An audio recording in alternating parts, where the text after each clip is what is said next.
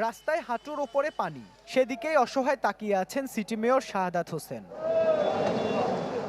জলজটে অসহায় ছিলেন কাতালগঞ্জের মানুষজনও। রাস্তায় জমে গেছে পানি, যেতে হবে গন্তব্যে। তাই ছোট ছোট নৌকায় যেন হয়ে ওঠে তাদের ভরসার বাহন। কষ্ট মাথায় নিয়ে তিলোত্তমা নগরে মোটরযানের পরিবর্তে নৌকায় চড়ে পারাপার হতে হয়েছে অনেককে। চকবাজার এলাকার কোথাও কোথাও পানি জমে কোমর সমান। টানা বৃষ্টিতে সকালে তৈরি হওয়া জলজটের কারণে দুর্ভোগে পড়েন রাস্তায় বের হওয়া মানুষজন। চকবাজার, দেওয়ানবাজার, এই যে ওয়াশার মোড়, এগুলোতে সবসময় বৃষ্টির পানি হয়ে থাকে। কষ্ট মানে আর বলার মতো নয়। আমি এত ফুটটুকু পানি আর দেখিনি, যা দেখছিলাম এখন।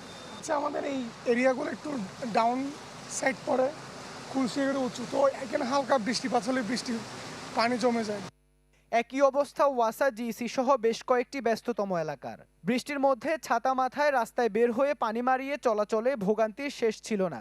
আমাদের কষ্ট মানে পানির জন্য আমরা ওদিকে যাইতে পারতেছি না, আপনি করতে পারতেছি না, মানুষে বেশি ইয়ে করতেছে।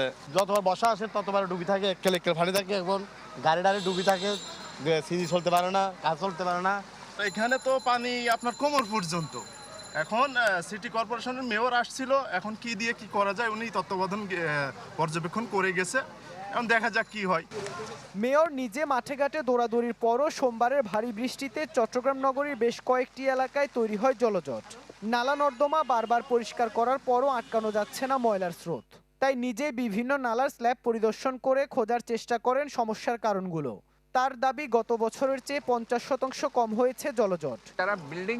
যারা বানিয়েছে এরা ইনফ্যাক্ট ওই কোডগুলো তারা মানেনি। বিল্ডিং কোড যেটা আছে সেটা আমি দেখি, সিডির সাথে একটু কথা বলছি এবং তাদেরকে আমি জিজ্ঞেস করব, এবং এটা ভাঙতে হবে। এগুলো ভেঙে কমপ্লিটলি আমরা যাতে ময়লাগুলো ক্লিন করা যায়, এটা আমাদের করতে হবে। কারণ drainage system, primary drainage system, নালাগুলো আমাদের ক্লিন রাখতে হবে। শুধু নগর নয়, জোয়ারের পানিতে গত কয়েকদিন ধরে ভোগান্তি পোহাচ্ছে উত্তর মোহরা সহ শহরতলির কয়েকটি এলাকার বাসিন্দারা।